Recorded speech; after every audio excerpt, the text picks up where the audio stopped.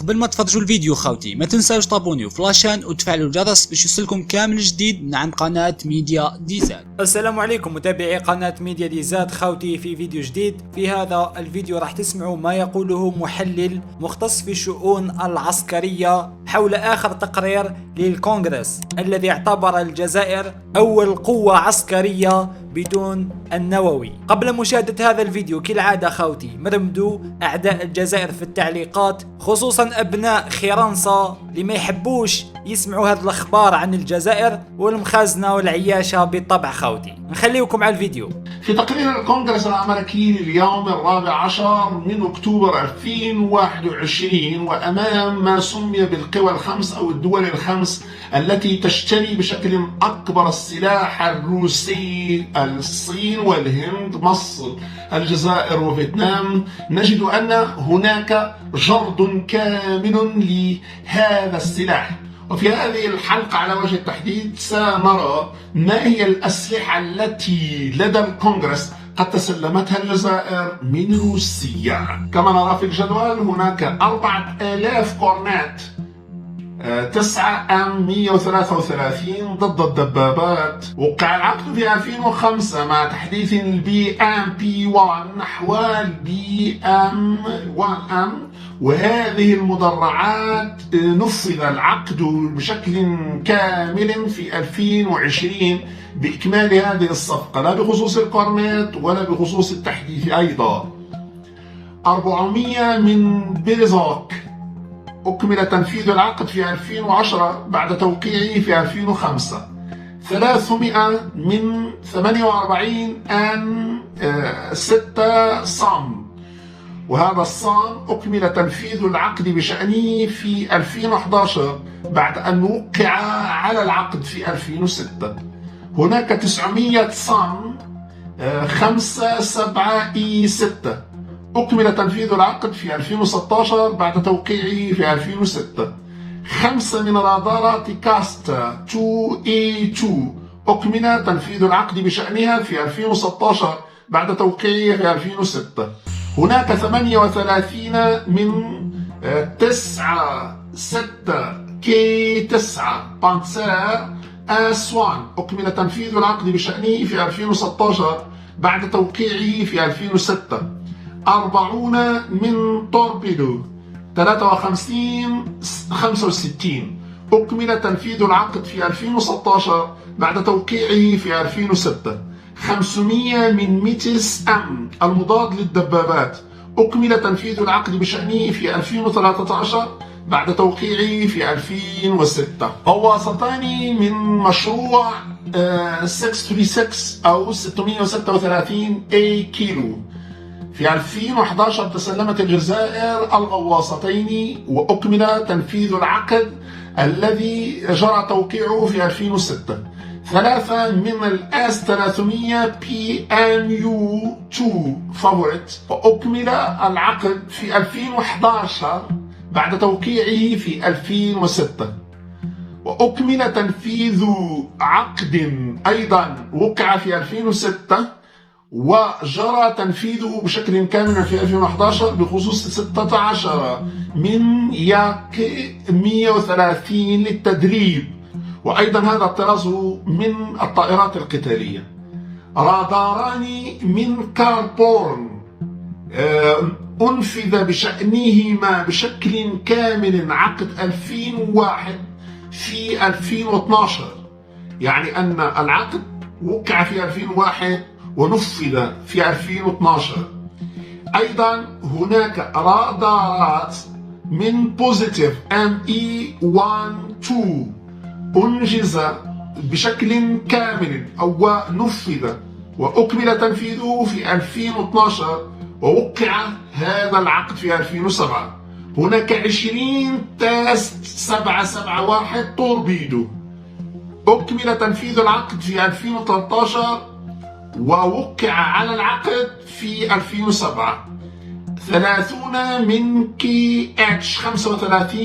ASM وأكمل تنفيذ العقد في 2013 بعد توقيعه في 2009. 16 من السخوي 30 المقاتلة FGA أكمل بشأنها التنفيذ في 2012 لعقد وقع في 2010.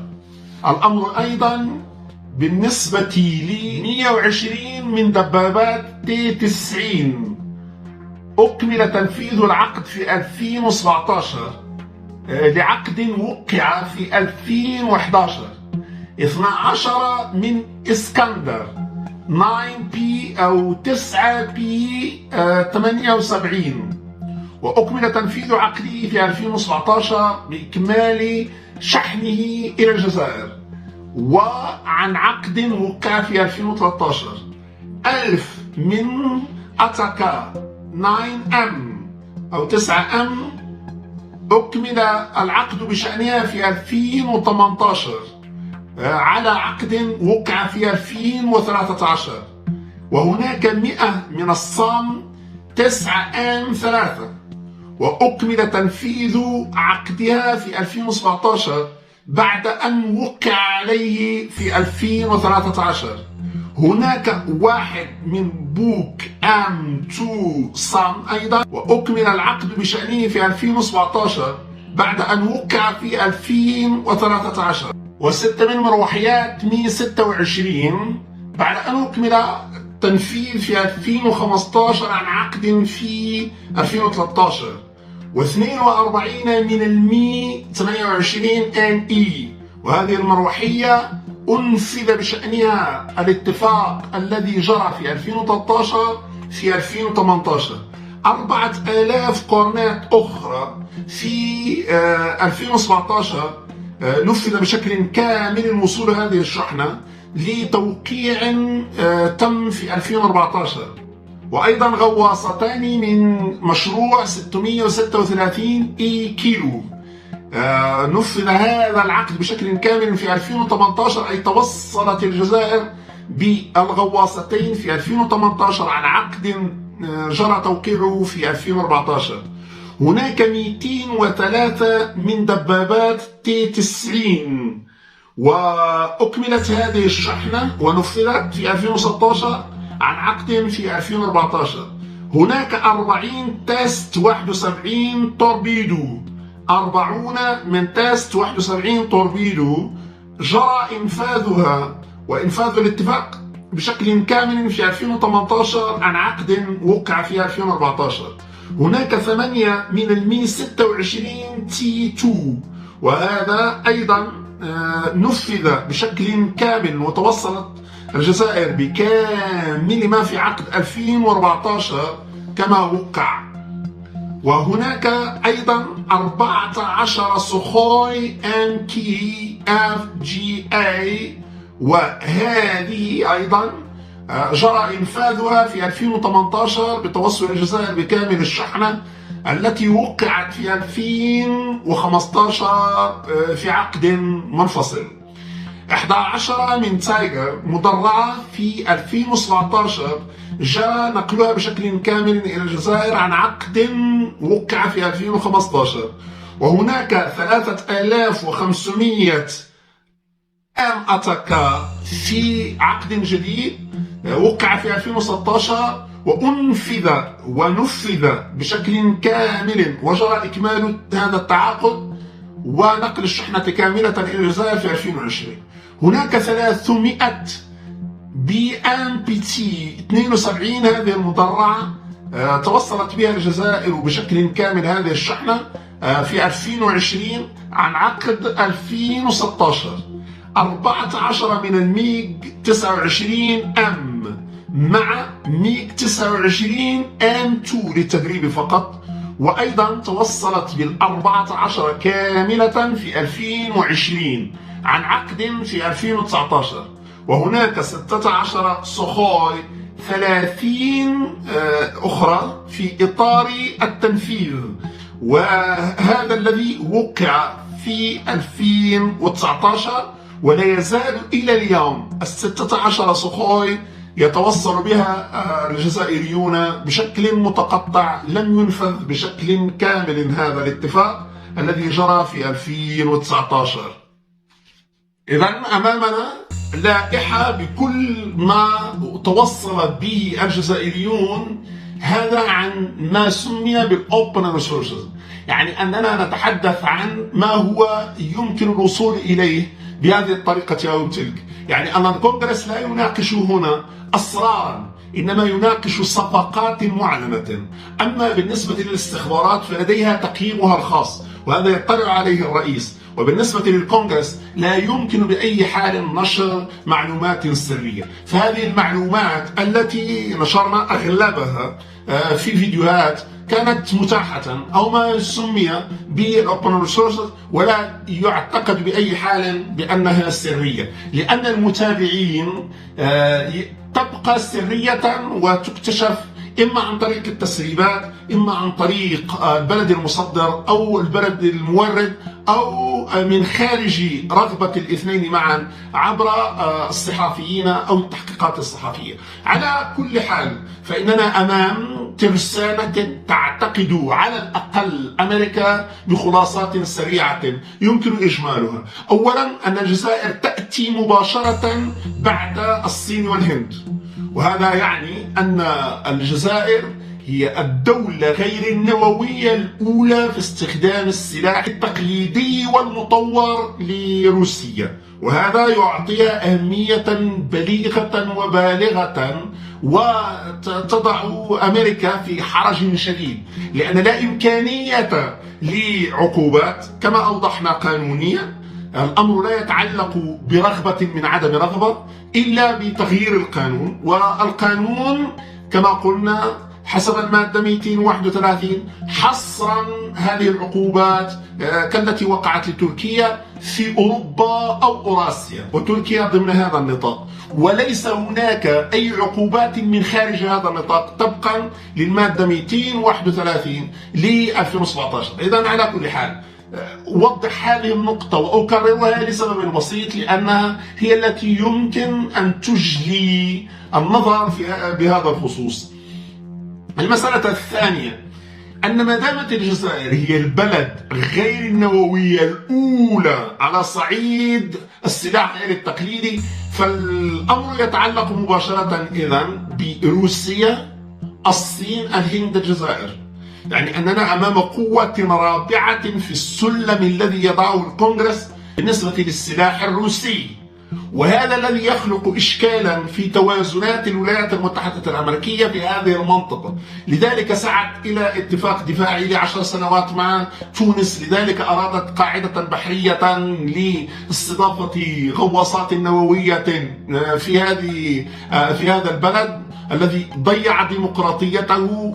لماذا؟ لسبب بسيط، لأن مثل هذا الحكم على وجه التحديد هو الذي يعطي إبعاد المؤسسة العسكرية وإبعاد البرلمان عن أي تقييم للقضايا الدفاعية. وقد تجرأ البرلمان التونسي بإعطاء معلومات وصفت بالسرية للبرلمانيين، ونوقشت الميزانية، ونوقشت استراتيجيات الجيش. وقيس سعيد وضع شيئا واحدا ووعدا واحدا على نفسه، أن البرلمان القادم لن يناقش بشكل مطلق السياسات الدفاعية، وسنكون خصيصا للرئيس، ولا يناقشها البرلمان الديمقراطي القادم بين قوسين حسب رغبة قيس سعيد والجيش، كما يؤطرون المرحلة الجديدة.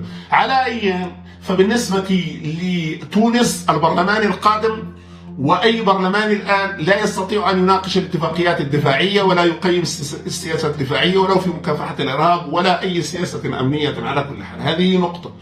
إذن بالنسبة لأمريكا تضع اليوم إيطاليا وتضع تونس من أجل الوصول إلى تفاهمات عسكرية من أجل جعل هذا السلاح في منطقه الخاص ومناطقيته الخاصة، يعني داخل جغرافيا. إذن القوة الأولى غير النووية لاستخدام السلاح الروسي، والقوة الرابعة مع القوى النووية في استخدام ما سمي بالترسانة الأكثر تقدما في السلاح الروسي أو التكنولوجيا الروسية. وعلى كل حال فبالنسبة على الأقل للكونغرس الأمريكي فالأمر اليوم شديد الأهمية لسبب رئيس، أننا أمام إعادة تصنيف هذه القدرة الجزائرية في الكونغرس الأمريكي، إذ نرى أن الجزائر جاءت الأولى، ليس فقط لأن هي الأي، لأن الحرف الألفباء اللاتينية أعطت الجزائر أي. هذه الزاوية الثانية أنه في التقييمات سنجد أنها القوة الأولى غير النووية التي تستخدم السلاح النووي المتقدم والتقليدي الشديد الحداثة أو التحديث. إذا نحن أمام صورة يكشفها الأمريكي ويرى أن ضرورة كشفها تخدمه على الأقل، ولذلك فهو يرى أمام الجزائر تقديم لائحة سوداء لبعض الأسلحة، لكن الجزائر وبدهائها استطاعت أن توقع على كل الأسلحة، ولا إمكانية لدفع الأمريكا الشرط الجزائي على هذه الصفقات، بمعنى أن هذه الصفقات لا تحكمها المادة 231 من جاء ل 2017. وثاني مسألة أن هذه التوقيعات تمت قبل أي تعديل للقانون في الولايات المتحدة الأمريكية. ثالث مسألة أن من غير الممكن إلغاء هذه الاتفاقيات لأنها فيها شروط جزائية، لا يمكن لأمريكا أن تدفع بشأنها أموالا، لذلك فالإلغاء يجب أن يأتي من روسيا، ولذلك فالعقوبات على روسيا وليس على الجزائر. وبهذه اللعبة يمكن في نظري على الأقل الكونغرس الآن والرئيس خفض الدعوة إلى خفض شراءات الجزائر ومصر والهند والصين وفيتنام لهذا السلاح، دعوة إلى خفض الشراءات.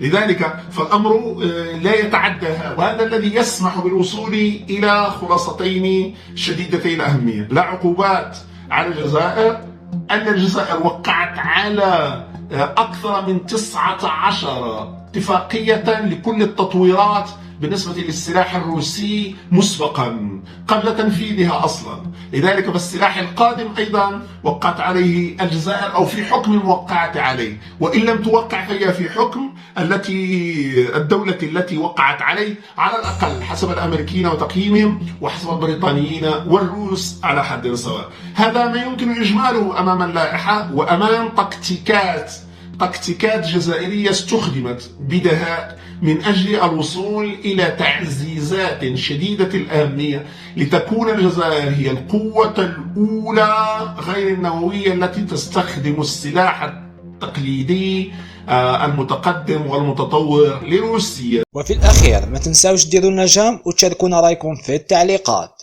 سلام.